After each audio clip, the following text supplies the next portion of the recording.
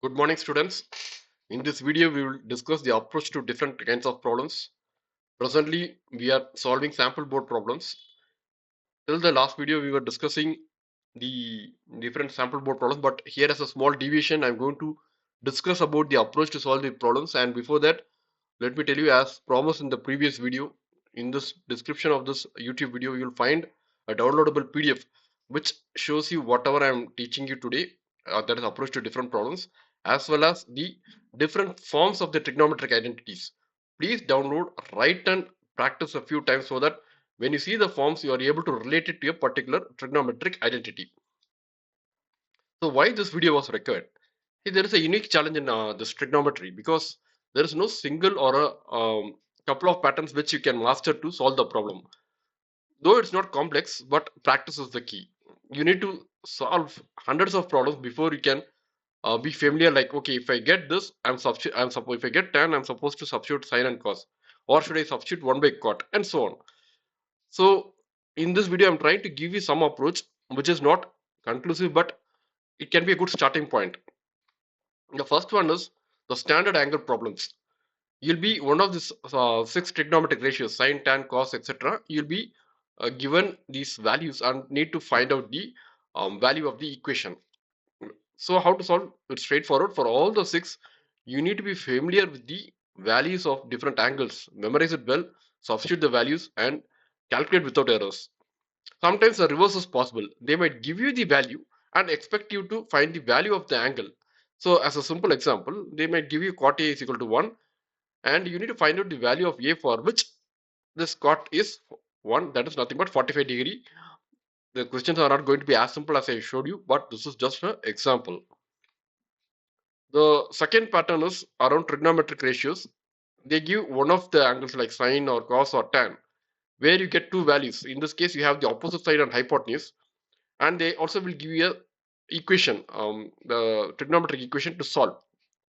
You need three angles, three values of the triangle to substitute in all the equations and find out.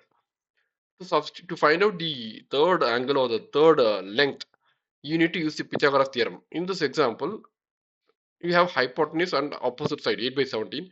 Use Pythagoras theorem to find out the adjacent side. Once you have the three values, adjacent, opposite and hypotenuse, you can substitute in this equation and figure out the values easily.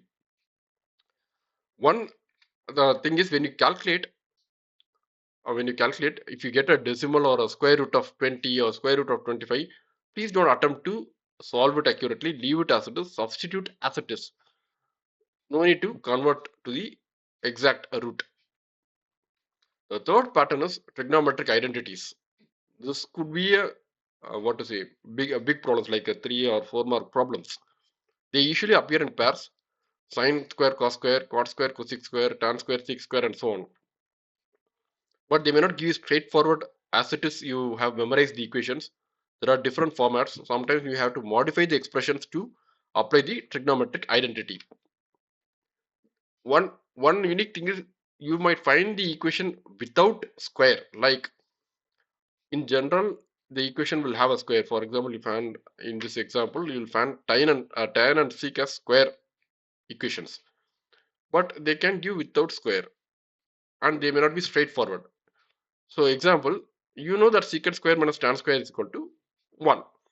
So your problem may not have directly this tan square minus secant square. You may have to adjust it. For example, the problem has given you tan square minus secant square. But this is not the same as this one. So only thing you need to do is you have to multiply the whole equation by -1. Convert this tan square secant square to secant square tan square. Then apply the trigonometric identity. So nothing is straightforward. It's going to be a little tricky. And there are problems without square. For example, they might give you the value of ck minus tan A, and they might ask you to find the value of ck plus tan A. So this is the second trigonometric identity, which is nothing but sec square minus tan square is equal to 1, which I can split it by using the a square minus b square formula. A square minus b square is equal to a plus b into a minus b. So accordingly, I split it as ck minus tan A into ck plus tan A is equal to 1.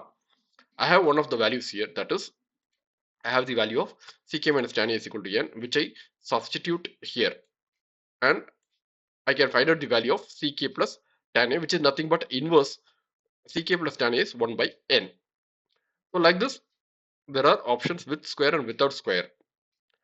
And still there are some unique problems, like they give you the some trigonometric equation. See, one way is you can find out tan 4 by 5 opposite side by adjacent side. You can find out the hypotenuse, substitute that here. But that's going to be a little longer or calculation intensive. The efficient way will be just to convert this to a tan problem by dividing the whole equation by cos and both numerator and denominator, and then it becomes tan. 5 tan minus 4 divided by 5 tan plus 4. You don't need to even convert this tan theta is equal to 4 by 5. Directly you can substitute this tan 5 tan 4. You can directly substitute it here and solve it easily. Okay. But there are multiple patterns, like sometimes you could have been given cot here. If cot is here, just divide the entire equation by sine instead of cos, divided by sine, so that you can convert this to a cot problem. As I told you, don't convert this tan theta to 4 by 5. You have that 5 tan theta as 4, substitute it and make the calculation simpler. The fifth pattern, mix the trigonometric ratios in equations. Like you will find a mix of sine, cos, cosec all together. If you find cosec, convert to its original form to sine. If you find sec, to cos, and then try to solve it. If you find sine, cos and tan together, probably consider substituting in the place of tan. You substitute sine and cos so that the equation has only sine and cos. And somewhere you can cancel, or you can use the trigonometric identity and solve it. Or if there is cot, put cos by sine. So if there is only tan and cot in the equation, you can substitute cot is equal to 1 by tan. That is one way. 1 minute. My screen is freezing. You can substitute cot is equal to 1 by tan, or you can substitute both based on the situation. As I told you, there is no hard and fast rule that it should be like this. Based on the situation, you have to put cot is equal to 1 by tan, or you can substitute tan is equal to sine by cos and cot is equal to cos by sine and try to solve it. There are some patterns, like when a trigonometric identity and its inverse trigonometric identity comes together, certain things like sine and cos, sine and cosec are inverse patterns. Similarly, sec and cos are inverse patterns. Tan and cot are inverse patterns. If you see multiplication, straight away it's 1. Sine into cosec is equal to 1. Cos by sec is equal to cos into sec is equal to 1. You can straight away put a 1 immediately. Division pattern is sine by cosec, in which case cosec will become 1 by sine, which upon simplification is nothing but sine square. Cos by sec is equal to cos square. Tan by cot is equal to tan square. So this simplification, these patterns, you must be able to figure out and substitute them accordingly. Usually, sometimes the equation might hide a trigonometric identity. For example, when you see something like cosec and sine, here it is a addition or subtraction relationship, cosec minus sine or sec minus cos. But you will not be able to see that it is trigonometric identity 1. Substitute 1 by sine in this place. 1 by sine, when you substitute as 1 by sine a and solve it, 1 by sine a minus sine a is equal to 1 minus sine square a, which is nothing but trigonometric identity 1. So only when you substitute this inverse relation, it will sometimes take you to a trigonometric identity.